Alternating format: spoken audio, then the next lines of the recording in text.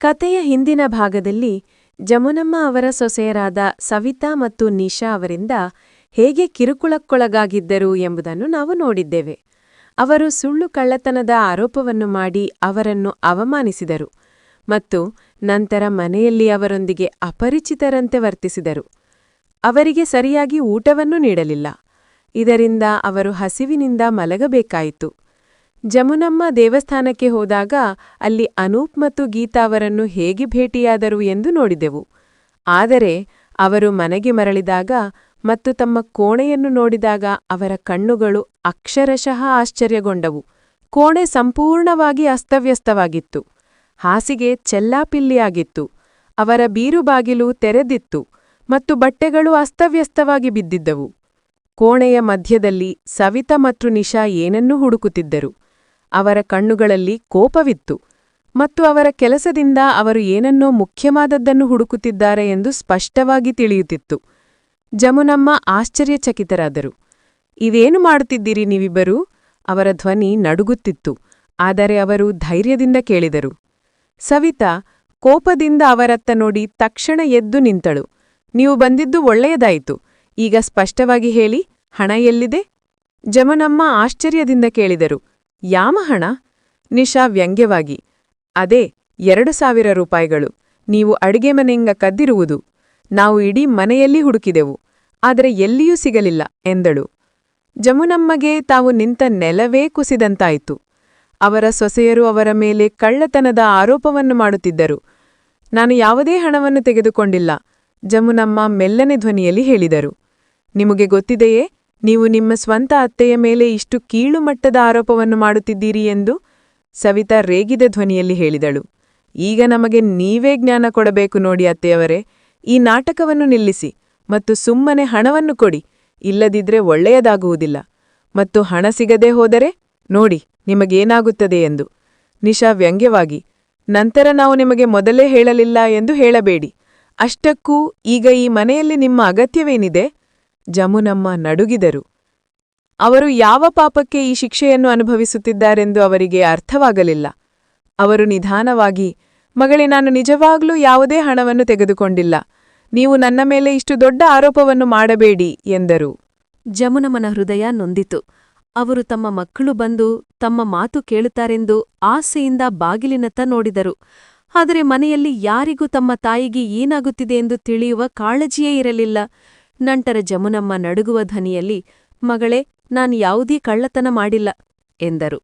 ಸವಿತಾ ನಗುತ್ತಾ, ಅರೆ ವಾ, ಈಗ ನೀವು ನಿಮ್ಮನ್ನು ನಿರಪರಾಧಿ ಎಂದು ಸಾಬೀತುಪಡಿಸಲು ಪ್ರಯತ್ನಿಸುತ್ತಿದ್ದೀರಿ. ನೀವು ಹಣವನ್ನು ತೆಗೆದುಕೊಂಡಿಲ್ಲವಾದರೆ ಅದನ್ನು ಯಾರು ತೆಗೆದುಕೊಂಡರು? ಹಣ ಗಾಳಿಯಲ್ಲಿ ಹಾರಿಹೋಯಿತೇ? ಇಡೀ ಮನೆಯಲ್ಲಿ ನಾವು ಹುಡುಕಿದೆವು, ಆದ್ರೆ ಹಣ ಸಿಗಲಿಲ್ಲ. ಈಗ ಸ್ಪಷ್ಟವಾಗಿದೆ, ಆ ಹಣ ನಿಮ್ಮ ಬಳಿಯೇ ಇದೆ. ನಿಶಾ ವ್ಯಂಗ್ಯವಾಗಿ ಹೇಳಿದಳು. ಈಗ ಹೀಗೆ ಮುಗ್ಧವಾಗಿ ವರ್ತಿಸುವುದರಿಂದ ಏನೂ ಪ್ರಯೋಜನ ಇಲ್ಲ ಅತ್ತೆಯವರೇ. ಹಣ ಸಿಗದೆ ಹೋದ್ರೆ ಮನೆಯಲ್ಲಿ ನಿಮ್ಮ ಜೀವನವನ್ನು ನರಕವಾಗಿಸುತ್ತೇವೆ. ಜಮುನಮ್ಮನ ಕಣ್ಣುಗಳಿಂದ ನೀರು ಹರಿಯಿತು. ಅವರು ತಮ್ಮ ಮಂಚದತ್ತ ನೋಡಿ ಭಾರವಾದ ಹೆಜ್ಜೆಗಳಿಂದ ಹೋಗಿ ಅದರ ಮೇಲೆ ಕುಳಿತರು. ಅವರ ಮುಪ್ಪಿನ ಕಣ್ಣುಗಳು ಸೊಸೆಯರ ಮುಖದ ಮೇಲೆ ನಿಂತಿದ್ದವು. ಆದರೆ ಅಲ್ಲಿ ಅವರಿಗೆ ಗೌರವ ಅಥವಾ ಪ್ರೀತಿಯ ಒಂದು ಹನಿ ಕೂಡ ಕಾಣಲಿಲ್ಲ. ಸವಿತಾ ಕೋಪದಿಂದ ಕುದಿಯುತ್ತಿದ್ದಳು. ಅವಳು ಏನನ್ನು ಯೋಚಿಸದೆ ತಕ್ಷಣ ಜಮುನಮ್ಮನ ಚೀಲವನ್ನು ಅವರ ಕೈಯಿಂದ ಕಿತ್ತುಕೊಂಡಳು. ಇದರಲ್ಲಿ ಏನಿದೆ ಎಂದು ನೋಡುತ್ತೇನೆ. ಬಹುಶಃ ಹಣವನ್ನು ಇಲ್ಲಿ ಅಡಗಿಸಿಟ್ಟಿರ್ಬೋದು ಎಂದಳು. ಜಮುನಮ್ಮ ಗಾಬರಿಯಾಗಿ, ಬೇಡ ಮಗಳೇ, ಇದರಲ್ಲಿ ಏನೂ ಇಲ್ಲ. ನನ್ನ ಕೆಲವು ಹಳೆಯ ವಸ್ತುಗಳು ಮಾತ್ರ ಇವೆ ಎಂದರು. ಆದರೆ ಸವಿತಾ ಅವರ ಮಾತನ್ನು ಕೇಳಲಿಲ್ಲ. ಅವಳು ವೇಗವಾಗಿ ಚೀಲದ ಗಂಟನ್ನು ಬಿಚ್ಚಿ ಅದರಲ್ಲಿದ್ದ ಎಲ್ಲ ಸಾಮಾನುಗಳನ್ನು ನೆಲದ ಮೇಲೆ ಸುರಿದಳು. ಚೀಲದಲ್ಲಿ ಕೆಲವು ಹಳೆಯ ಬಟ್ಟೆಗಳು, ಒಂದು ಹರಿದ ಹಳೆಯ ಹಾಳೆ, ಒಂದು ಸಣ್ಣ ಕನ್ನಡಿ ಮತ್ತು ಗಂಗಾರಾಮ್ ಅವರ ಒಂದು ಭಾವಚಿತ್ರವಿತ್ತು. ನಿಶಾ ಚಿತ್ರ ನೆಲದ ಮೇಲೆ ಬಿದ್ದಿರುವುದನ್ನು ನೋಡಿ ನಿರ್ಲಕ್ಷ್ಯದಿಂದ, ಛೆ, ಇದರಲ್ಲಿ ಹಣವಿಲ್ಲ, ಆದರೆ ಇವೆಲ್ಲ ಅನವಶ್ಯಕ ವಸ್ತುಗಳು ತುಂಬಿವೆ ಎಂದಳು. ಸವಿತಾ ತಿರಸ್ಕಾರದಿಂದ ಎಲ್ಲ ಸಾಮಾನುಗಳನ್ನು ಕಾಲಿನಿಂದ ಒದ್ದಳು. ಜಮುನಮ್ಮನ ಕಣ್ಣುಗಳಿಂದ ನೀರು ಹರಿಯುತ್ತಿತ್ತು. ಅವರು ನಡುಗುವ ಕೈಗಳಿಂದ ನೆಲದ ಮೇಲೆ ಚೆಲ್ಲಿದ ವಸ್ತುಗಳನ್ನು ತೆಗೆದುಕೊಳ್ಳಲು ಪ್ರಯತ್ನಿಸಿದರು. ಆಗ ಅವರ ಕಣ್ಣು ಗೀತಾ ಅವರಿಗೆ ಕೊಟ್ಟಿದ್ದ ಹಣ್ಣುಗಳ ಮೇಲೆ ಬಿತ್ತು. ಕೆಲವು ಸೇಬುಗಳು ಮತ್ತು ಬಾಳೆಹಣ್ಣುಗಳು ನೆಲದ ಮೇಲೆ ಉರುಳಿ ಬಿದ್ದಿದ್ದವು. ಅವುಗಳನ್ನು ನೋಡಿ ಸವಿತಾ ಮತ್ತು ನಿಶಾ ಅವರ ಕಣ್ಣುಗಳು ಅಗಲವಾದವು. ಸವಿತಾ ಕೋಪದಿಂದ, ನಾನು ಹಣವನ್ನು ತೆಗೆದುಕೊಂಡಿಲ್ಲ ಎಂದು ಹೇಳುತ್ತಿದ್ದೀರಿ? ಹಣವನ್ನು ತೆಗೆದುಕೊಂಡಿಲ್ಲವಾದರೆ ಈ ಸೇಬು ಮತ್ತು ಬಾಳೆಹಣ್ಣುಗಳು ಎಲ್ಲಿಂದ ಬಂದವು? ಇವನ್ನು ಮರದಿಂದ ಕಿತ್ಕೊಂಡು ಬಂದ್ರಾ? ನಿಶಾ ಕೂಡ ತಕ್ಷಣ ನಿಜ ಹೇಳಿದ್ರಿ ಅಕ್ಕ ಎಂದಳು. ಜಮುನಮ್ಮ ತಡವರಿಸುತ್ತಾ, ಈ ಹಣ್ಣುಗಳನ್ನು ನಾನು ಖರೀದಿಸಿಲ್ಲ, ಗೀತಾ ನೀಡಿದ್ದಳು ಎಂದಳು. ಆದರೆ ಅವರ ಮಾತು ಪೂರ್ಣಗೊಳ್ಳುವ ಮೊದಲು ಸವಿತಾ ಮಧ್ಯದಲ್ಲಿ ತಡೆದು, ಒಳ್ಳೆಯದು, ಈಗ ಸುಳ್ಳು ಕೂಡ ಹೇಳುತ್ತೀರಾ? ಆ ನಿನ್ನ ಗೆಳತಿ ನಿನಗೆ ಏಕೆ ಹಣ್ಣುಗಳನ್ನು ಕೊಡುತ್ತಾಳೆ? ನಿಶಾ ವ್ಯಂಗ್ಯವಾಗಿ, ಏಕೆ ಕೊಡಬಾರದು? ಈಗ ಮನೆಯಲ್ಲಿ ಭಿಕ್ಷೆ ಬೇಡುವ ಪರಿಸ್ಥಿತಿ ಬಂದಿದೆ ಎಂದಳು. ಜಮುನಮ್ಮ ಅಸಹಾಯಕರಾಗಿ, ಮಗಳೇ, ಗೀತಾ ನಾನು ಹಣ್ಣುಗಳನ್ನು ಬೇಡವೆಂದರೂ ಚೀಲದಲ್ಲಿ ಇಟ್ಟುಬಿಟ್ಟಳು ಎಂದರು. ಸವಿತಾ ರೇಗಿದ ಧ್ವನಿಯಲ್ಲಿ, ಓ, ಈಗ ಕಳ್ಳತನದ ಜೊತೆಗೆ ನೆಪಗಳನ್ನು ಹೇಳುತ್ತಿದ್ದೀರಾ? ನಂತರ ನಿಶಾ ನೆಲದ ಮೇಲೆ ಬಿದ್ದಿದ್ದ ಹಣ್ಣುಗಳನ್ನು ನೋಡಿ, ಹೇಗಿದ್ರೂ ಈ ಕೊಳೆತ ಹಣ್ಣುಗಳು ನಮಗೆ ಯಾವುದೇ ಉಪಯೋಗಕ್ಕೆ ಬರುವುದಿಲ್ಲ ಎಂದು ಹೇಳಿ ಕಾಲಿನಿಂದ ಒದ್ದು ಸೇಬನ್ನು ದೂರ ತೂರಿದಳು. ನಿಲ್ಲಿಸಿ, ಜಮುನಮ್ಮ ಇದ್ದಕ್ಕಿದ್ದಂತೆ ಕಠಿಣ ಧ್ವನಿಯಲ್ಲಿ ಹೇಳಿದರು. ಸಾಕು, ಕೇಳಿಸಿಕೊಂಡೆ, ಇನ್ನೂ ಸಾಕು. ಅವರ ಕೋಪವನ್ನು ನೋಡಿ ನಿಶಾ ಮತ್ತು ಸವಿತಾ ಒಬ್ಬರನ್ನೊಬ್ಬರು ನೋಡಿಕೊಂಡರು ಮತ್ತು ನಂತರ ಏನೂ ಆಗಿಲ್ಲ ಎಂಬಂತೆ ಭುಜಗಳನ್ನು ಕುಣಿಸುತ್ತಾ ಅಲ್ಲಿಂದ ಹೊರಟು ಹೋದರು. ನಂತರ ಅವರು ನೆಲದ ಮೇಲೆ ಬಿದ್ದ ಗಂಗಾರಾಮ್ ಅವರ ಭಾವಚಿತ್ರವನ್ನು ತೆಗೆದುಕೊಂಡು ತಮ್ಮ ಎದೆಗೆ ಅಪ್ಪಿಕೊಂಡರು. ಅವರ ತುಡಿಗಳು ನಡುಗುತ್ತಿದ್ದವು, ಕಣ್ಣುಗಳಲ್ಲಿ ನೋವಿತ್ತು. ಅವರು ಉಳಿದ ಸಾಮಾನುಗಳನ್ನು ಎತ್ತಿಕೊಂಡು ನಿಧಾನವಾಗಿ ಮಂಚದ ಮೇಲೆ ಕುಳಿತರು. ಜಮುನಮ್ಮನ ಕಣ್ಣುಗಳು ಒದ್ದೆಯಾಗಿದ್ದವು, ಆದರೆ ಈಗ ಅವುಗಳಲ್ಲಿ ಒಂದು ವಿಚಿತ್ರ ಶಾಂತಿಯೂ ಇತ್ತು. ಏಕೆಂದರೆ ಇಂದು ಮೊದಲ ಬಾರಿಗೆ ಅವರು ತಮ್ಮ ಸೊಸೆಯಲಿಗೆ ಕೋಪದಲ್ಲಿ ಒಂದೆರಡು ಮಾತು ಹೇಳಿದ್ದರು.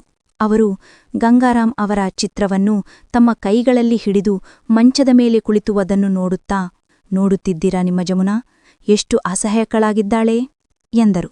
ಅವರ ಧ್ವನಿ ನಡುಗುತ್ತಿತ್ತು. ನಂತರ ಅವರು ಚಿತ್ರವನ್ನು ತಮ್ಮ ಮಡಿಲಲ್ಲಿಟ್ಟುಕೊಂಡು ಕಳೆದು ಹೋದ ಪ್ರೀತಿಯನ್ನು ಮತ್ತೆ ಪಡೆಯಲು ಪ್ರಯತ್ನಿಸುತ್ತಿರುವಂತೆ ನಿಧಾನವಾಗಿ ಅದನ್ನು ನೆವರಿಸಿದರು. ಮೊದಲು ಕಷ್ಟಗಳು ಬಂದಿದ್ದವು, ಆದರೆ ಆಗ ನೋಡಿಕೊಳ್ಳಲು ನೀವಿದ್ರಿ. ಈಗ ನಾನು ಒಬ್ಬಂಟಿ. ಕೋಣೆಯ ಹೊರಗೆ ಇನ್ನೂ ಸವಿತಾ ಮತ್ತು ನಿಶಾ ಪರಸ್ಪರ ಪಿಸುಗುಡುತ್ತಿದ್ದರು. ಸರಿ, ಹಣ ಸಿಗಲಿಲ್ಲ, ಆದರೆ ಕನಿಷ್ಠ ಪಕ್ಷ ನಾವು ನಮ್ಮ ಕೋಪವನ್ನು ಅವರ ಮೇಲೆ ಹೊರಹಾಕಿದೆವು. ಈಗ ಅತ್ತೆ ಹೆಚ್ಚು ನಾಟಕ ಮಾಡುವುದಿಲ್ಲ, ನಿಶಾ ನಗುತ್ತಾ ಹೇಳಿದಳು. ಆದರೆ ಅವರಿಗೆ ಪಾಠ ಕಲಿಸುವುದು ಅಗತ್ಯವಾಗಿತ್ತು. ಹೀಗೆ ಮಾಡದಿದ್ರೆ ಇನ್ನು ಎಷ್ಟು ಜನರ ಬಳಿ ಭಿಕ್ಷೆ ಬೇಡಲು ಹೋಗುತ್ತಿದ್ದೀರೆಂದು ಗೊತ್ತಿಲ್ಲ, ಸವಿತಾ ವ್ಯಂಗ್ಯವಾಗಿ ಹೇಳಿದಳು. ಜಮುನಮ್ಮ ಅವರ ಮಾತುಗಳನ್ನು ಕೇಳಿಸಿಕೊಂಡರು, ಆದರೆ ಈಗ ಅವರಿಗೆ ಯಾವುದೇ ವ್ಯತ್ಯಾಸವಾಗುತ್ತಿರಲಿಲ್ಲ. ಅವರು ಕೇವಲ ಚಿತ್ರವನ್ನು ನೋಡುತ್ತಲೇ ಎಂದರು, ಅದರಿಂದ ಏನನ್ನೋ ನಿರೀಕ್ಷಿಸುತ್ತಿರುವಂತೆ. ನಾನು ಎಂದಿಗೂ ಯೋಚಿಸಿರಲಿಲ್ಲ ಒಂದು ದಿನ ನನ್ನ ಸ್ವಂತ ಮನೆಯಲ್ಲಿ ನಾನು ಪರಕೀಯಳಾಗುತ್ತೇನೆ ಎಂದು. ಕಣ್ಣೀರು ಅವರ ಕಣ್ಣುಗಳಿಂದ ಹರಿದು ಫೋಟೋ ಗಾಜಿನ ಮೇಲೆ ಬಿದ್ದಿತ್ತು. ಸಂಜೆಯ ಕತ್ತಲು ನಿಧಾನವಾಗಿ ಕೋಣೆಯನ್ನು ಆವರಿಸುತ್ತಿತ್ತು. ಜಮುನಮ್ಮನ ಮನಸ್ಸು ಈಗ ಬೇರೆ ದಿಕ್ಕಿನಲ್ಲಿ ಅಲದಾಡುತ್ತಿತ್ತು. ಇನ್ನು ಸಾಕು, ನಾನು ಏನಾದರೂ ಮಾಡಬೇಕು, ನಾನು ಹೀಗೆ ಇರಲು ಸಾಧ್ಯವಿಲ್ಲ. ಅವರು ಮನಸ್ಸಿನಲ್ಲಿ ಒಂದು ನಿರ್ಧಾರ ಮಾಡಿದರು. ಜಮುನಮ್ಮ ನಿಧಾನವಾಗಿ ಎದ್ದು ನಡುಗುವ ಕೈಗಳಿಂದ ಬೀರುವಿನ ಮೂಲೆಯಲ್ಲಿ ಇಟ್ಟಿದ್ದ ಹಳೆಯ ತಾಮ್ರದ ಡಬ್ಬಿಯನ್ನು ಹೊರತೆಗೆದರು. ಅವರ ಕಣ್ಣುಗಳಲ್ಲಿ ಆತಂಕವಿತ್ತು. ಅದರಲ್ಲಿ ಏನೋ ಬಹಳ ಮುಖ್ಯವಾದ ವಸ್ತು ಇದೆ ಎಂಬಂತೆ ಅದನ್ನು ತೆಗೆಯಲು ಬಯಸಿದ್ದರು. ಅವರ ನಡುಗುವ ಕೈಗಳು ನಿಧಾನವಾಗಿ ಡಬ್ಬಿಯ ಮುಚ್ಚಳವನ್ನು ತೆರೆದವು. ಒಳಗೆ ಕೆಲವು ಹಳೆಯ ದಾಖಲೆಗಳು, ಕೆಲವು ನಾಣ್ಯಗಳು ಮತ್ತು ಒಂದು ಸರ ಇತ್ತು. ಆದರೆ ಜಮುನಮ್ಮನ ಕಣ್ಣುಗಳು ಬೇರೆ ಏನನ್ನೋ ಹುಡುಕುತ್ತಿದ್ದವು. ಅವರು ಡಬ್ಬಿಯೊಳಗೆ ಕೈ ಹಾಕಿ ವಸ್ತುಗಳನ್ನು ಅತ್ತಿತ್ತ ಮಾಡಲು ಪ್ರಾರಂಭಿಸಿದರು. ಅವರ ಬೆರಳುಗಳು ಯಾವುದೋ ವಿಶೇಷ ವಸ್ತುವನ್ನು ಹುಡುಕುತ್ತಿದ್ದವು. ಮತ್ತು ನಂತರ ಇದ್ದಕ್ಕಿದ್ದಂತೆ ಅವರಿಗೆ ಒಂದು ತಂಪಾದ ಲೋಹದ ವಸ್ತು ಮುಟ್ಟಿದ ಅನುಭವವಾಯಿತು. ಒಂದು ಕೀಲಿ. ಜಮುನಮ್ಮ ಆ ಸಣ್ಣ ಕೀಲಿಯನ್ನು ತಮ್ಮ ಅಂಗೈಯಲ್ಲಿ ಗಟ್ಟಿಯಾಗಿ ಹಿಡಿದುಕೊಂಡರು. ಇದು ಅದೇ ಕೀಲಿ. ಇದನ್ನು ಗಂಗಾರಾಮ್ ಅವರಿಗೆ ವರ್ಷಗಳ ಹಿಂದೆ ನೀಡಿದ್ದರು. ಜಮುನಾ, ಈ ಮನೆಯಲ್ಲಿ ಕೀಲಿಯನ್ನು ಜೋಪಾನವಾಗಿ ಇಟ್ಟುಕೋ, ಇದರಲ್ಲಿ ನಿನ್ನ ಹೆಸರಿನ ಹಕ್ಕಿದೆ. ಗಂಗಾರಾಮ್ ಅವರ ಧ್ವನಿ ಅವರ ಕಿವಿಯಲ್ಲಿ ಪ್ರತಿಧ್ವನಿಸಿತು. ಅವರು ನಿಧಾನವಾಗಿ ಕೀಲಿಯನ್ನು ನೆವರಿಸಿದರು. ಅವರ ಹೃದಯ ವೇಗವಾಗಿ ಬಡಿಯಲು ಪ್ರಾರಂಭಿಸಿತು. ಬಹುಶಃ ಈ ಕೀಲಿಯಲ್ಲಿರುವ ರಹಸ್ಯವೇ ನನ್ನ ಕಷ್ಟಗಳಿಗೆ ಪರಿಹಾರ ಇರಬಹುದೇ, ಅವರು ಮನಸ್ಸಿನಲ್ಲಿ ಅಂದುಕೊಂಡರು. ನಂತರ ಅವರು ದೀರ್ಘ ಉಸಿರು ತೆಗೆದುಕೊಂಡು ನಿಧಾನವಾಗಿ ಪಿಸುಗಿದ್ದರು. ಈಗ ಸಮಯ ಬಂದಿದೆ. ಜಮುನಮ್ಮನ ಮನಸ್ಸಿನಲ್ಲಿ ನಾನಾ ರೀತಿಯ ಆಲೋಚನೆಗಳು ಸುಳಿದಾಡಲು ಪ್ರಾರಂಭಿಸಿದವು. ಅವರು ನಿಧಾನವಾಗಿ ಹಿಂದಿನ ನೆನಪುಗಳಲ್ಲಿ ಮುಳುಗಿದರು. ಗಂಗಾರಾಮ್ ಯಾವಾಗಲೂ ನೀನು ನಿನ್ನ ಮಕ್ಕಳನ್ನು ತುಂಬಾ ಮುದ್ದು ಮಾಡುತ್ತಿರುವೆ ಎಂದು ಹೇಳುತ್ತಿದ್ದರು. ಆದರೆ ಜಮುನಮ್ಮಗೆ ಒಂದು ವಿಶೇಷ ಸಲಹೆಯನ್ನು ನೀಡಿ ಹೋಗಿದ್ದರು. ನೋಡು ಜಮುನಾ, ಮನುಷ್ಯನ ಸ್ವಭಾವವು ಸಮಯದೊಂದಿಗೆ ಬದಲಾಗಬಹುದು. ಇಂದು ನಮ್ಮನ್ನು ತಲೆಯ ಮೇಲೆ ಇಟ್ಟುಕೊಂಡವರು ನಾಳೆ ಪರಕೀಯರನ್ನಾಗಿ ಮಾಡಬಹುದು. ಆದರೆ ನಿನ್ನ ಹಕ್ಕನ್ನು ಯಾರೂ ಕಿತ್ತುಕೊಳ್ಳಲು ಸಾಧ್ಯವಿಲ್ಲ. ಒಂದು ವೇಳೆ ಸಮಯ ಬದಲಾದರೆ ಮತ್ತು ಯಾರಾದರೂ ನಿನ್ನನ್ನು ಅವಮಾನಿಸುತ್ತಿದ್ದಾರೆಂದು ನಿನಗೆ ಅನಿಸಿದರೆ ಈ ಕೀಲಿಯನ್ನು ಉಪಯೋಗಿಸು. ಜಮುನಮ್ಮನ ಕಣ್ಣಿಗೆ ನೀರು ಬಂತು. ಹಾಗಾದರೆ ಗಂಗಾರಾಮ್ ಎಲ್ಲವನ್ನೂ ಮೊದಲೇ ತಿಳಿದಿದ್ದರೆ, ಒಂದು ದಿನ ಅವರ ಸ್ವಂತ ಮಕ್ಕಳು ಸೊಸೆಯರು ಅವರೊಂದಿಗೆ ಹೀಗೆ ಮಾಡುತ್ತಾರೆ ಎಂದು ಅವರಿಗೆ ತಿಳಿದಿತ್ತೇ? ಅವರ ಹೃದಯ ವೇಗವಾಗಿ ಬಡಿಯಲು ಪ್ರಾರಂಭಿಸಿತು. ಈಗ ಅವರಿಗೆ ಈ ಕೀಲಿಯ ಸತ್ಯವನ್ನು ತಿಳಿಯಬೇಕಾಗಿತ್ತು. ಜಮುನಮ್ಮನ ಕಣ್ಣಿಗೆ ಇದುವರೆಗೂ ನೀರಿತ್ತು, ಆದರೆ ಈಗ ಅವುಗಳಲ್ಲಿ ಬೇರೆ ಭಾವ ಇತ್ತು. ಒಂದು ಆಶಾ ಕಿರಣ ಕಂಡಂತೆ ಅವರು ನಡುಗುವ ಕೈಗಳಿಂದ ಕೀಲಿಯನ್ನು ಹಿಡಿದುಕೊಂಡರು. ಆಗ ಇದ್ದಕ್ಕಿದ್ದಂತೆ ಅವರಿಗೆ ಆ ದಿನ ನೆನಪಾಯಿತು. ಗಂಗಾರಾಮ್ ಈ ಕೀಲಿಯನ್ನು ಅವರ ಕೈಯಲ್ಲಿ ಕೊಡುತ್ತಾ, ಜಮುನಾ, ಈ ಕೀಲಿ ನಿನಗಾಗಿ ಮಾತ್ರ.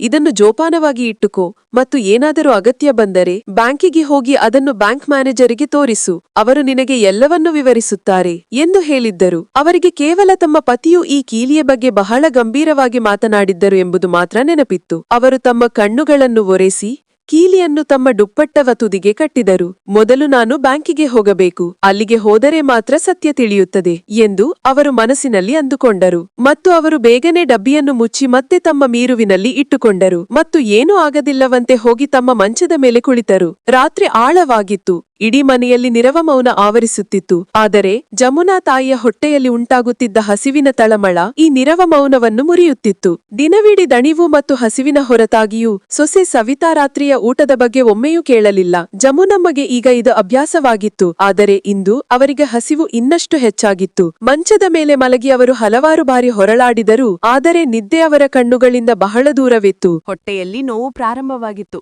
ಆದರೆ ಈಗ ಈ ಮನೆಯಲ್ಲಿ ಯಾರೂ ಅವರನ್ನು ಊಟ ಮಾಡಿದರೆ ಅಥವಾ ಇಲ್ಲವೇ ಎಂದು ಕೇಳಲು ಬರುವುದಿಲ್ಲ ಎಂದು ಅವರಿಗೆ ತಿಳಿದಿತ್ತು.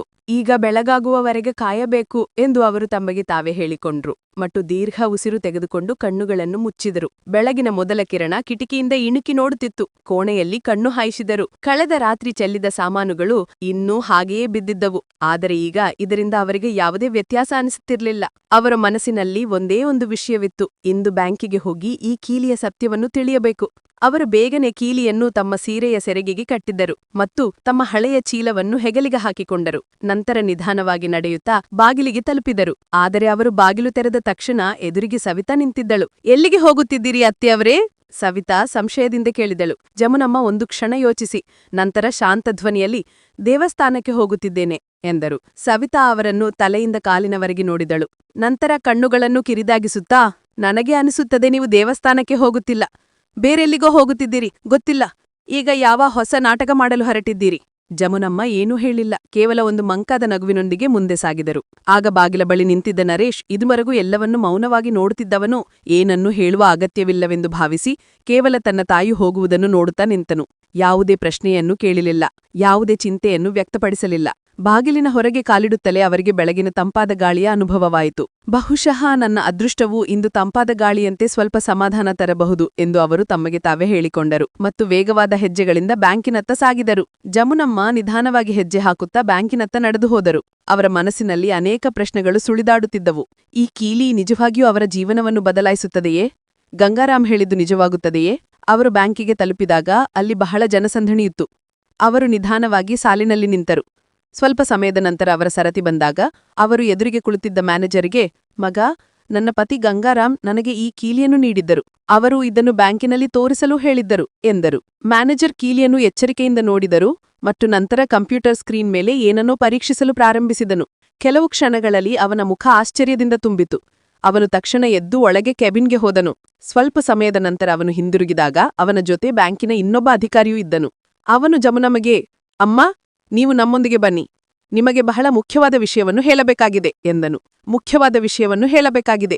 ಜಮುನಮ್ಮನ ಹೃದಯ ವೇಗವಾಗಿ ಬಡಿದುಕೊಳ್ಳಲು ಪ್ರಾರಂಭಿಸಿತು. ಅವರು ಅಧಿಕಾರಿಗಳೊಂದಿಗೆ ಒಳಗೆ ಕೆಬಿನ್ಗೆ ಹೋದನು. ಅಲ್ಲಿ ಕೆಲವು ಕ್ಷಣಗಳಲ್ಲಿ ಅವರ ಜೀವನ ಶಾಶ್ವತವಾಗಿ ಬದಲಾಗಲಿತ್ತು. ಜಮುನಮ್ಮ ಆಫೀಸ್ ಒಳಗೆ ಹೋದರು. ಅಲ್ಲಿ ಬ್ಯಾಂಕ್ ಮ್ಯಾನೇಜರ್ ಜೊತೆಗೆ ಇನ್ನೊಬ್ಬ ಅಧಿಕಾರಿ ಕುಳಿತಿದ್ದರು. ಅವರು ಒಳಗೆ ಕಾಲಿಡುತ್ತಿದ್ದಂತೆ ಅಧಿಕಾರಿ ಎದ್ದು ನಿಂತು ಅವರಿಗೆ ನಮಸ್ಕರಿಸಿ ವಿನಮ್ರತೆಯಿಂದ, ಅಮ್ಮ, ದಯವಿಟ್ಟು ಕುಳಿತುಕೊಳ್ಳಿ, ನಾವು ನಿಮ್ಮೊಂದಿಗೆ ಬಹಳ ಮುಖ್ಯವಾದ ವಿಷಯವನ್ನು ಮಾತನಾಡಬೇಕಾಗಿದೆ ಎಂದರು. ಜಮುನಮ್ಮ ಸ್ವಲ್ಪ ಗಾಬರಿಯಾಗಿದ್ದರು. ಅವರ ಜೀವನದಲ್ಲಿ ಬ್ಯಾಂಕ್ ಅಧಿಕಾರಿಗಳು ಈ ರೀತಿಯಾಗಿ ಅವರನ್ನು ಎಂದಿಗೂ ಗೌರವಿಸಿರಲಿಲ್ಲ.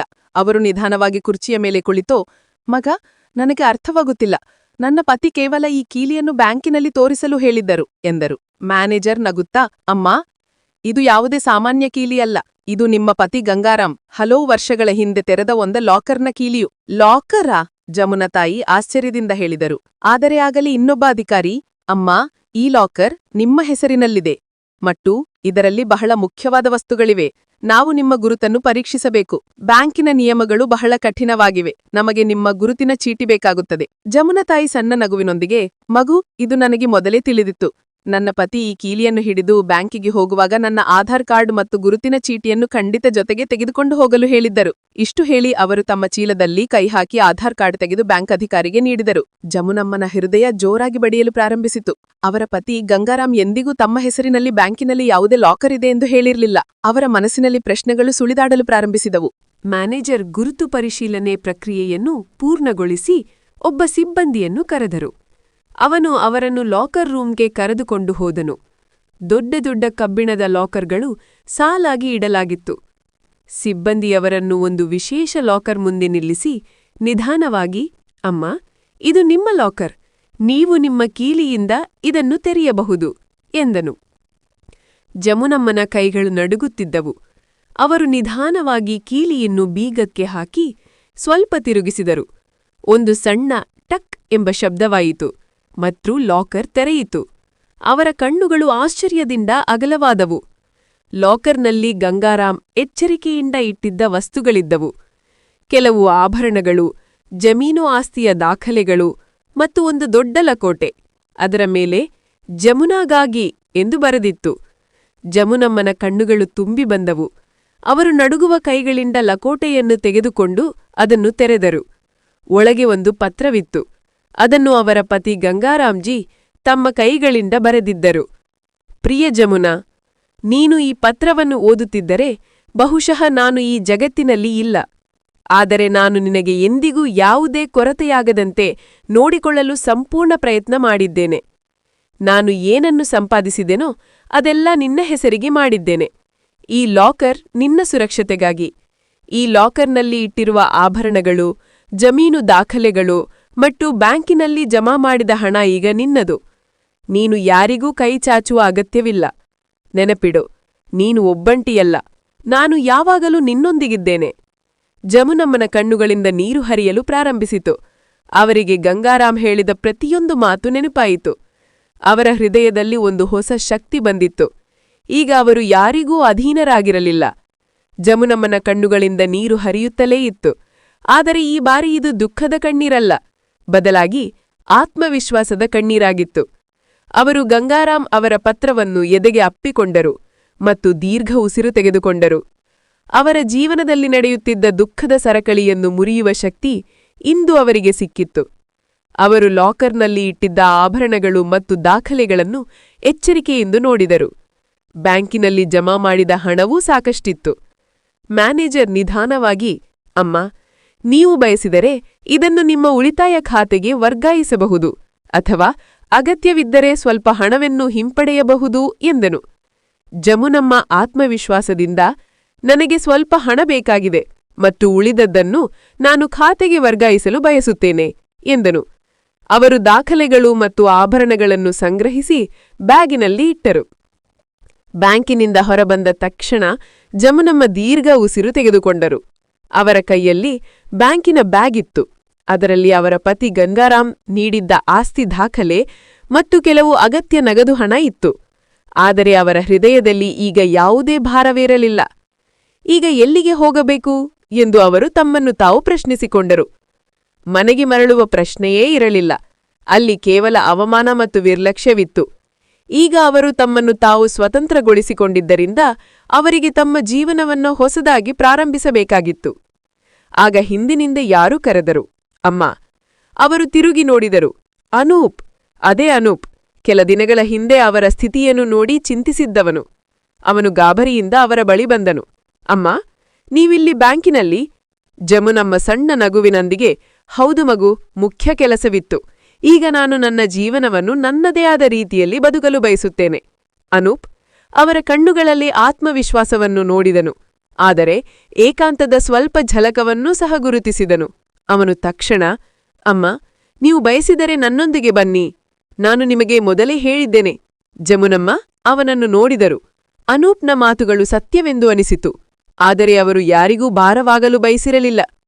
ಮಗ, ನಾನೀಗ ನನಗಾಗಿ ಬದುಕಲು ಬಯಸುತ್ತೇನೆ. ಯಾರ ಮೇಲೂ ಅವಲಂಬಿತರಾಗಲು ಬಯಸುವುದಿಲ್ಲ. ಅನೂಪ್ ನಗುತ್ತಾ, ನೀವು ಅವಲಂಬಿತರಾಗಿರಿ ಎಂದು ಯಾರು ಹೇಳಿದರು? ನಿಮಗೆ ಎಷ್ಟು ಸಮಯ ಇರಬೇಕು ಅನಿಸುತ್ತದೆ ಅಲ್ಲಿಯವರೆಗೆ ಇರಿ. ಮತ್ತು ಯಾವಾಗ ನಿಮಗೆ ಮನಸ್ಸಿಗೆ ಬರುತ್ತದೆ ಆಗ ನಿಮ್ಮ ದಾರಿಯನ್ನು ನೀವು ಆರಿಸಿಕೊಳ್ಳಿ. ಆದರೆ ಒಂದು ಷರತ್ತು ಇದೆ. ಮೊದಲು ನನ್ನೊಂದಿಗೆ ಬನ್ನಿ. ರಿಯಾ ಕೂಡ ನಿಮ್ಮನ್ನು ನೆನಪಿಸಿಕೊಳ್ಳುತ್ತಿದ್ದಳು. ಅನೂಪ್ ಅವರನ್ನು ಮನೆಗೆ ಕರೆದುಕೊಂಡು ಹೋದ ದಿನ ರಿಯಾ ಕೂಡ ಭಾವನಾತ್ಮಕವಾಗಿ, ಇಂದಿನಿಂದ ನೀವು ನಮ್ಮ ಅಮ್ಮ ಎಂದಿದ್ದಳು. ಸರಿ ಮಗ, ಆದರೆ ಕೆಲವೇ ದಿನಗಳಿಗಾಗಿ ಎಂದು ಅವರು ಹೇಳಿದರು. ಅನೂಪ್ ಮತ್ತು ಜಮುನಮ್ಮ ಮನೆಗೆ ತಲುಪಿದಾಗ ಬಾಗಿಲಿನಲ್ಲಿಯೇ ರಿಯಾ ನಿಂತಿದ್ದಳು. ಕೈಯಲ್ಲಿ ಪೂಜಾ ತಟ್ಟೆಯನ್ನು ಹಿಡಿದು ಅವಳು ತಕ್ಷಣ ಅವರನ್ನು ಸ್ವಾಗತಿಸಿ ಮತ್ತು ಪ್ರೀತಿಯಿಂದ, ಅಮ್ಮ, ಈಗ ಚಿಂತಿಸುವ ಅಗತ್ಯವಿಲ್ಲ. ಈಗ ನೀವು ನಮ್ಮೊಂದಿಗಿದ್ದೀರಿ ಎಂದಳು.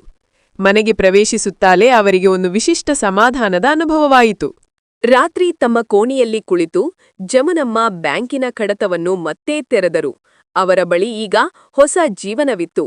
ಆದ್ರೆ ಅವರು ಅದನ್ನು ಕೇವಲ ತಮ್ಮಗಾಗಿ ಬದುಕಲು ಬಯಸಿಲ್ಲ. ಅನೂಪ್ ಮತ್ತು ರಿಯಾ ಎದುರು ಅವರು ತಮ್ಮ ನಿರ್ಧಾರವನ್ನು ಪ್ರಕಟಿಸಿದರು. ನಾನು ಈಗ ಈ ಆಸ್ತಿಯನ್ನು ನನ್ನಂತೆಯೇ ಮನೆ ಇಲ್ಲದವರಿಗೆ ಬಳಸಲು ಬಯಸುತ್ತೇನೆ. ನಾನು ಒಂದು ಆಶ್ರಮವನ್ನು ತೆರೆಯುತ್ತೇನೆ. ಅಲ್ಲಿ ಹಿರಿಯರಿಗೆ ಗೌರವದಿಂದ ಬದುಕುವ ಹಕ್ಕು ಸಿಗುತ್ತದೆ. ಅನೂಪ್ ಮತ್ತು ರಿಯಾ ಹೆಮ್ಮೆಯಿಂದ ಅವರತ್ತ ನೋಡುತ್ತಿದ್ದರು. ಅಮ್ಮ, ಇದು ಅದ್ಭುತ ಆಲೋಚನೆ, ಅನೂಪ್ ಹೇಳಿದನು. ಜಮುನಮ್ಮ ದೀರ್ಘ ಉಸಿರು ತೆಗೆದುಕೊಂಡರು. ಈಗ ನಾನು ಕೇವಲ ನನ್ನಗಾಗಿ ಮಾತ್ರ ಬದುಕುವುದಿಲ್ಲ, ನಾನು ಇತರರಿಗಾಗಿಯೂ ಬದುಕುತ್ತೇನೆ. ಆದ್ರೆ ಅದಕ್ಕೂ ಮೊದಲು ನಾನು ಕೆಲವು ಮುಖ್ಯ ನಿರ್ಧಾರಗಳನ್ನು ತೆಗೆದುಕೊಳ್ಳಬೇಕು. ಅಂತಿಮವಾಗಿ ಜಮುನಮ್ಮನ ನಿರ್ಧಾರವೇನಾಗಿತ್ತು? ಜಮುನಮ್ಮ ದೀರ್ಘ ಉಸಿರು ತೆಗೆದುಕೊಂಡು, ಈಗ ನಾನು ಆ ಮನೆಗೆ ಹೋಗುತ್ತೇನೆ ಎಂದರು. ನಂತರ ಇದ್ದಕ್ಕಿದ್ದಂತೆ ಸುಮ್ಮನಾದರು. ಕೋಣೆಯಲ್ಲಿ ನಿರವ ಮೌನ ಆವರಿಸಿತು. ಅನೂಪ್ ಮತ್ತು ರಿಯಾ ಅವರ ಕಣ್ಣುಗಳಲ್ಲಿ ಕಾಣಿಸುತ್ತಿದ್ದ ಭಾವನೆಗಳನ್ನು ಅರ್ಥಮಾಡಿಕೊಳ್ಳಲು ಪ್ರಯತ್ನಿಸುತ್ತಿದ್ದರು. ಜಮುನಮ್ಮ ತಮ್ಮ ಕಣ್ಣೀರನ್ನು ತಡೆದುಕೊಂಡು ದೃಢಧ್ವನಿಯಲ್ಲಿ, ಮಗ, ನೀನು ನಾಳೆ ನನ್ನನ್ನು ಒಬ್ಬ ಒಳ್ಳೆಯ ವಕೀಲರ ಬಳಿಗೆ ಕರೆದುಕೊಂಡು ಹೋಗು ಎಂದರು. ಜಮುನಮ್ಮನ ಕಣ್ಣುಗಳಲ್ಲಿ ಈಗ ಯಾವುದೇ ಭಯವಿರಲಿಲ್ಲ. ಈಗ ಅವರು ಹೊಸ ಮುಂಜಾನೆಗೆ ಸಿದ್ಧರಾಗಿದ್ದರು. ಅಂತಹ ಮುಂಜಾನೆ ಅವರ ಆತ್ಮಗೌರವ ಮತ್ತು ಹಕ್ಕುಗಳ ಹೊಸ ಕಥೆಯನ್ನು ಬರೆಯುತ್ತದೆ. ಸಂಜೆಯಾಗಿತ್ತು. ಆದ್ರೆ ಜಮುನಮ್ಮನ ಸುಳಿವಿರಲಿಲ್ಲ. ನರೇಶ್, ಸವಿತಾ, ಮಹೇಶ್ ಮತ್ತು ನಿಶಾ ಈಗ ಆತಂಕಕ್ಕೊಳಗಾಗಿದ್ದರು. ಅಮ್ಮ ಇನ್ನೂ ಬಂದಿಲ್ಲ, ಇದೇನು? ಸವಿತಾ ಚಿಂತೆ ಮತ್ತು ಹತಾಶೆಯ ಧ್ವನಿಯಲ್ಲಿ ಹೇಳಿದಳು. ಮಹೇಶ್ ಕೂಡ ಸಮ್ಮತಿ ಸೂಚಿಸಿ ತಲೆಯಲ್ಲಾಡಿಸಿದನು. ಹೌದತ್ತಿಗೆ, ಬೆಳಿಗ್ಗೆ ದೇವಸ್ಥಾನಕ್ಕೆ ಹೋಗುವುದಾಗಿ ಹೇಳಿ ಹೋಗಿದ್ರು. ಆದ್ರೆ ಈಗ ರಾತ್ರಿ ಆಗುತ್ತಿದೆ. ನರೇಶ್ ಇದುವರೆಗೆ ಸುಮ್ಮನಿದ್ದವನು ಆಳವಾದ ಧ್ವನಿಯಲ್ಲಿ, ಅವರಿಗೆ ಏನೂ ಆಗಿಲ್ಲ ತಾನೇ? ಸವಿತಾ ಕಣ್ಣುಗಳನ್ನು ತಿರುಗಿಸಿ, ಅಯ್ಯೋ ಬಿಡಿ, ಅಂತಹದೇನೂ ಇಲ್ಲ. ಬಹುಶಃ ಯಾವುದಾದರೂ ಗೆಳತಿಯನ್ನು ಭೇಟಿಯಾಗಲು ಹೋಗಿರಬಹುದು, ಅಥವಾ ನಮ್ಮ ಮೇಲೆ ಕೋಪಗೊಂಡು ಎಲ್ಲಿಯಾದರೂ ಕುಳಿತಿರಬಹುದು ಎಂದಳು. ನಿಶಾ ಇದುವರೆಗೆ ಸುಮ್ಮನಿದ್ದವಳು ನಿಧಾನವಾಗಿ, ಆದರೆ ಅಮ್ಮ ಎಂದಿಗೂ ಹೀಗೆ ಮಾಡುತ್ತಿರಲಿಲ್ಲ. ಎಷ್ಟೇ ತಡವಾದರೂ ಅವರು ಮನೆಗೆ ಹಿಂತಿರುಗದೇ ಇರುತ್ತಿರಲಿಲ್ಲ. ನಿಜವಾಗ್ಲೂ ಏನಾದ್ರೂ ಆಗಿದೆಯಾ? ಈಗಿನವರೆಗೆ ಜಮುನಮ್ಮ ಇರುವಿಕೆಯಿಂದ ಯಾರಿಗೂ ವ್ಯತ್ಯಾಸ ಅನಿಸುತ್ತಿರಲಿಲ್ಲ. ಆದ್ರೆ ಈಗ ಆತಂಕದಿಂದ ಬಾಗಿಲನತ್ತ ನೋಡುತ್ತಿದ್ದಳು. ರಾತ್ರಿಯಿಡೀ ಜಮುನಮ್ಮ ಮನೆಗೆ ಬರದೇ ಇದ್ದಾಗ ನರೇಶ್ ಮತ್ತು ಮಹೇಶ್ಗೆ ಚಿಂತೆಯಾಯಿತು. ಬೆಳಿಗ್ಗೆ ಆಗುತ್ತಿದ್ದಂತೆ ಇಬ್ಬರೂ ತಮ್ಮ ಅಕ್ಕಪಕ್ಕದವರಲ್ಲಿ ವಿಚಾರಿಸಲು ಪ್ರಾರಂಭಿಸಿದರು. ಆದರೆ ಜಮುನಮ್ಮ ಬಗ್ಗೆ ಯಾರಿಗೂ ಯಾವುದೇ ಮಾಹಿತಿ ಇರಲಿಲ್ಲ. ಅವರಿಗೆ ಯಾವ ಗೆಳತಿಯೂ ಇರಲಿಲ್ಲ. ಈಗ ಮನೆಯಲ್ಲಿ ಆತಂಕ ಹೆಚ್ಚಾಗತೊಡಗಿತು. ನಿಶಾ ಚಿಂತಿತ ಧ್ವನಿಯಲ್ಲಿ, ನನಗೆ ಅನಿಸುತ್ತದೆ ನಾವು ಪೊಲೀಸರಿಗೆ ದೂರು ನೀಡಬೇಕು. ಅಮ್ಮ ಇಡೀ ದಿನದಿಂದ ಕಾಣೆಯಾಗಿದ್ದಾರೆ. ಯಾವುದೇ ಅಹಿತಕರ ಘಟನೆ ನಡೆಯಬಾರದು ಎಂದಳು. ಆದರೆ ಸವಿತಾ ತಕ್ಷಣ, ಅರೆ, ಏನು ಮಾತನಾಡುತ್ತಿದ್ದೀಯಾ? ಪೊಲೀಸರ ಬಳಿ ಮರೆತು ಕೂಡ ನಾವು ಹೋಗಬಾರದು. ಪೊಲೀಸರು ನಮ್ಮನ್ನೇ ಸಂಶಯದಿಂದ ನೋಡುತ್ತಾರೆ. ನೀವು ಬೆಳಗ್ಗೆಯಿಂದ ಇಲ್ಲಿಯವರೆಗೆ ಏಕೆ ದೂರು ನೀಡಲಿಲ್ಲ ಎಂದು ಕೇಳುತ್ತಾರೆ. ನಂತರ ಗೊತ್ತಿಲ್ಲ ಯಾವೆಲ್ಲ ಕಥೆಗಳನ್ನು ಮಾಡುತ್ತಾರೆ. ಮಹೇಶ್ ಕೂಡ ಸಮ್ಮತಿ ಸೂಚಿಸಿ ತಲೆಯಲ್ಲಾಡಿಸಿದನು. ಹೌದತ್ತಿಗೆ, ನೀವು ಸರಿಯಾಗಿ ಹೇಳುತ್ತಿದ್ದೀರಿ. ಅಮ್ಮ ವೃದ್ಧರಾಗಿದ್ದಾರೆ. ಬಹುಶಃ ಎಲ್ಲಾದರೂ ದಾರಿ ತಪ್ಪಿರಬಹುದು, ಅಥವಾ ಯಾವುದಾದರೂ ಸಂಬಂಧಿಗಳ ಮನೆಗೆ ಹೋಗಿರಬಹುದು. ಮೊದಲು ನಾವೇ ಹುಡುಕಲು ಪ್ರಯತ್ನಿಸಬೇಕು. ಸವಿತಾ ನಿರ್ಲಕ್ಷ್ಯದಿಂದ ಕೈಗಳನ್ನು ಬೀಸಿ, ಅಯ್ಯೋ, ಯಾರೊಂದಿಗಾದ್ರೂ ಹೋಗಿರಬಹುದು. ಹೆಚ್ಚು ಚಿಂತಿಸುವ ಅಗತ್ಯವಿಲ್ಲ. ಅವರು ತಮ್ಮಷ್ಟಕ್ಕೆ ತಾವೇ ಬರುತ್ತಾರೆ. ಹೇಗಾದರೂ ಅವರಿಗೆ ನಮ್ಮನ್ನು ಬಿಟ್ಟು ಬೇರೆ ಯಾರಿದ್ದಾರೆ? ಮತ್ತು ಆ ವೃದ್ಧೆಯನ್ನು ಯಾರು ತಮ್ಮ ಬಳಿ ಇಟ್ಟುಕೊಳ್ಳುತ್ತಾರೆ? ಮಹೇಶ್ ತಕ್ಷಣ ಆಕ್ಷೇಪಿಸಿದನು. ಅತ್ತಿಗೆ, ಕನಿಷ್ಠ ಸ್ವಲ್ಪ ಗೌರವದಿಂದಾದ್ರೂ ಮಾತನಾಡಿ. ಅವರು ನಮ್ಮ ಅಮ್ಮ. ಸವಿತಾ, ಅವರು ನಿಮ್ಮ ಅಮ್ಮ ಎಂದು ನನಗೆ ತಿಳಿದಿದೆ. ಆದ್ರೆ ಹೇಳಿ, ಯಾರಾದ್ರೂ ಹೀಗೆ ಹೇಳದೆ ಹೋಗುತ್ತಾರೆಯಾ? ಮತ್ತು ಇಷ್ಟು ರಾತ್ರಿ ಆದರೂ ಹಿಂತಿರುಗದೆ ಇದ್ದರೆ ಏನು ಅರ್ಥ ಮಾಡಿಕೊಳ್ಳಬೇಕು? ನರೀಶ್ ಇದುವರೆಗೆ ಸುಮ್ಮನಿದ್ದವನು ನಿಧಾನವಾಗಿ ಸವಿತಾಳ ಮಾತುಗಳಿಗೆ ಒಪ್ಪಿಕೊಂಡನು. ಅವನು ತಲೆಯಲ್ಲಾಡಿಸಿ, ಸರಿಯಾಗಿ ಹೇಳುತ್ತಿದ್ದೀಯಾ ಸವಿತಾ, ನಾವು ಹೆಚ್ಚು ಚಿಂತಿಸುವ ಅಗತ್ಯವಿಲ್ಲ. ಅಮ್ಮ ಎಲ್ಲಿಗೆ ಹೋಗರಿಲಿ, ಯಾವಾಗ ಹಿಂತಿರುಗಬೇಕು ಅನಿಸುತ್ತದೆಯೋ ಆಗ ತಾವೇ ಬರುತ್ತಾರೆ. ಸವಿತಾ ದೀರ್ಘ ಉಸಿರು ತೆಗೆದುಕೊಂಡು, ಸರಿ, ಈಗ ಇದೆಲ್ಲ ಬಿಡಿ ಮತ್ತು ಊಟ ಬಡಿಸಿ. ಬೆಳಿಗ್ಗೆ ಆಗುವ ತನಕ ನೋಡೋಣ. ಅಮ್ಮ ಬರದೆ ಹೋದರೆ ನಂತರ ಏನು ಮಾಡಬೇಕು ಎಂದು ಯೋಚಿಸೋಣ. ನರೇಶ್ ಕೂಡ ಸಮ್ಮತಿ ಸೂಚಿಸಿದನು. ಹೌದು, ಈಗ ಈ ಸಮಯದಲ್ಲಿ ಏನು ಮಾಡಲು ಸಾಧ್ಯವಿಲ್ಲ. ಹಸಿವಾಗಿದೆ, ಮೊದಲು ಊಟ ಮಾಡೋಣ. ಮಹೇಶ್ ಸ್ವಲ್ಪ ವಿರೋಧ ವ್ಯಕ್ತಪಡಿಸಲು ಪ್ರಯತ್ನಿಸಿದನು.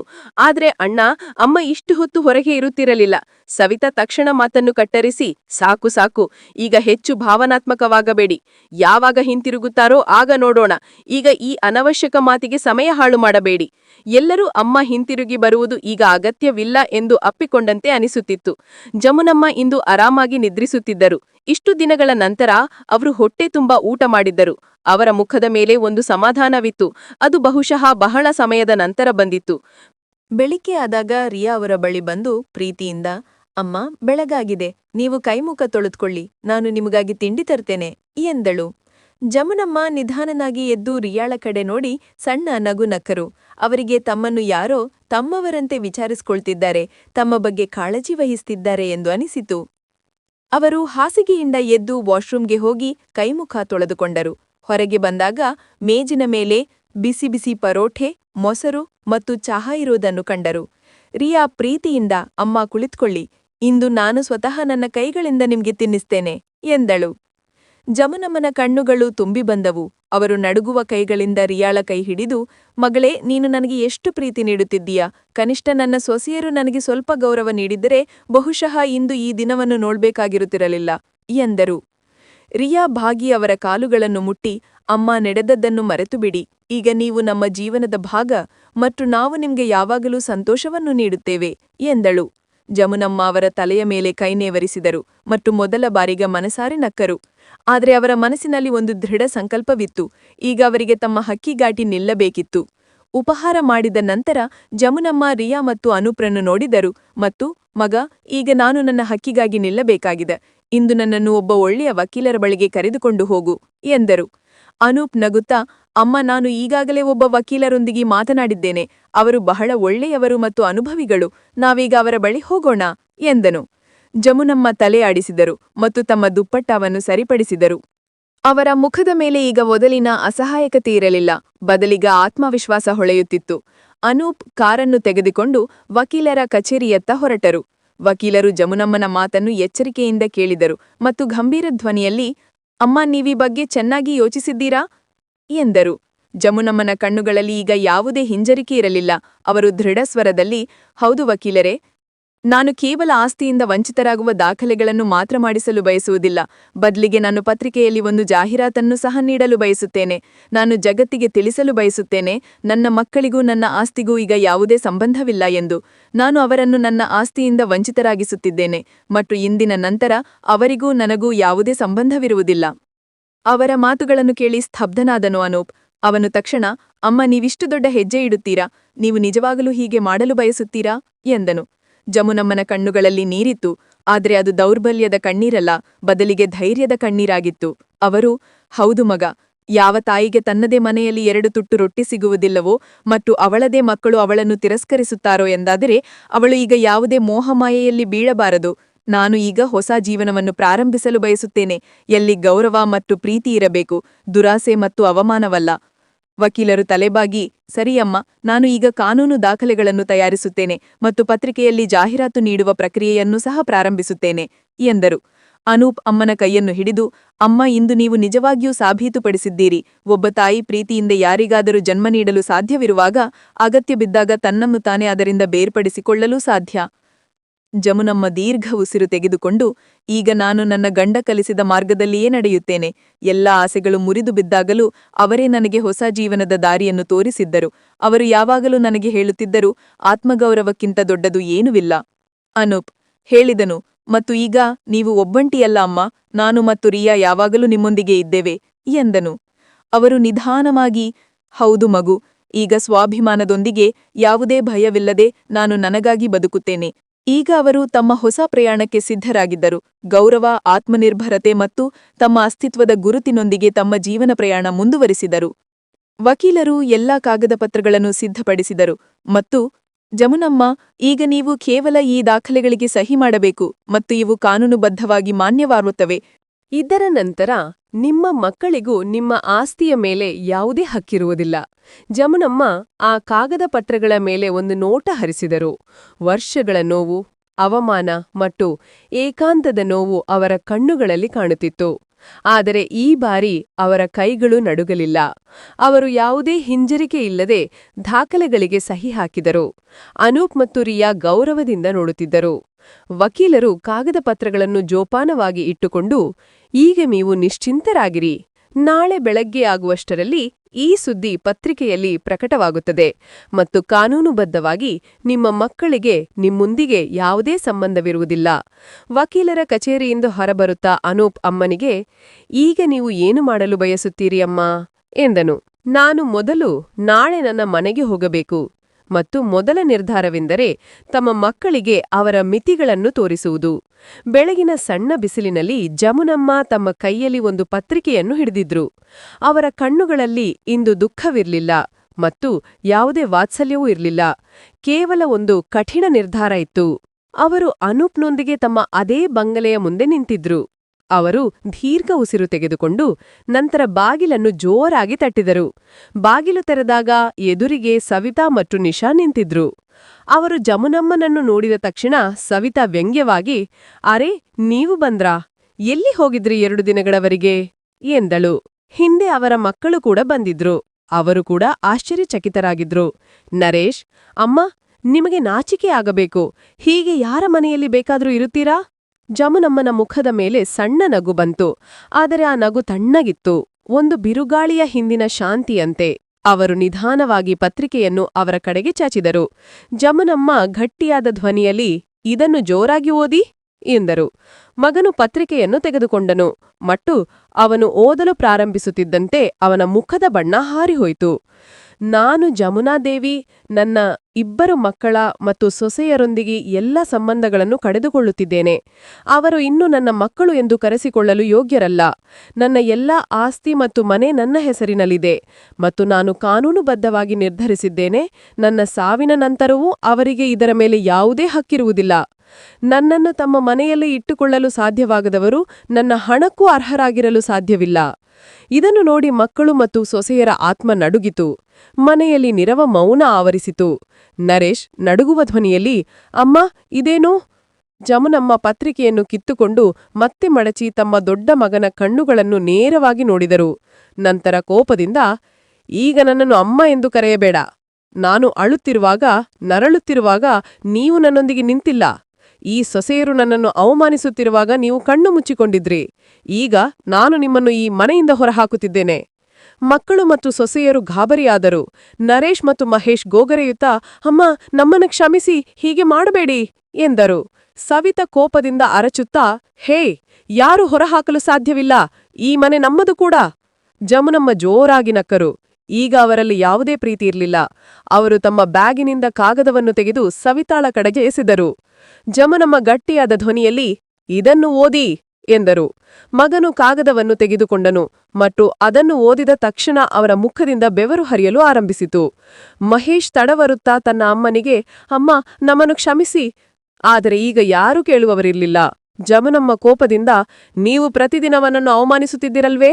ಯಾವಾಗ ಬೇಕಾದರೂ ತಾಯಿಯನ್ನು ದೂಷಿಸಿ ಮನೆಯಿಂದ ಹೊರಹಾಕಬಹುದು, ಆದರೆ ತಾಯಿಯ ಆಸ್ತಿಯ ಮೇಲೆ ಹಕ್ಕು ಮಾತ್ರ ಬೇಕು. ಆದರೆ ಈಗ ಇಲ್ಲ. ಈಗ ನಾನು ಸರಿಯಾದದ್ದನ್ನು ಮಾಡುತ್ತೇನೆ. ಸವಿತಾಳ ಕಣ್ಣಿನಲ್ಲಿ ಭಯ ಬಂತು. ನೆರೆಹೊರೆಯವರು ಕೂಡ ಬಾಗಿಲಿನಲ್ಲಿ ನಿಂತು ಎಲ್ಲವನ್ನೂ ಕೇಳುತ್ತಿದ್ದರು. ಜಮುನಮ್ಮ ದೃಢಧ್ವನಿಯಲ್ಲಿ, ಈಗ ನನ್ನ ನಿರ್ಧಾರ ಅಚಲ. ನನ್ನ ಮನೆಯಿಂದ ಹೊರಗೋಗಿ ಮತ್ತು ಎಂದಿಗೂ ಈ ಮನೆಗೆ ಬರಬೇಡಿ. ಮಕ್ಕಳು ಮತ್ತು ಸೊಸೆಯರ ಮುಖಗಳು ಬಿಳಿಚ ಹೋದವು. ಅವರು ಗೋಗರೆಯಲು ಪ್ರಾರಂಭಿಸಿದರು. ಆದರೆ ಈಗ ತಡವಾಗಿತ್ತು.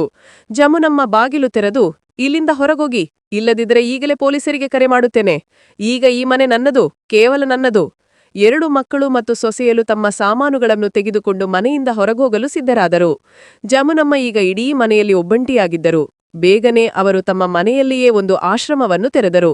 ಅಲ್ಲಿ ಪ್ರತಿ ವೃದ್ಧ ವ್ಯಕ್ತಿಗೂ ಹೊಟ್ಟೆ ತುಂಬ ಊಟ ಮತ್ತು ಗೌರವ ಸಿಗುತ್ತಿತ್ತು.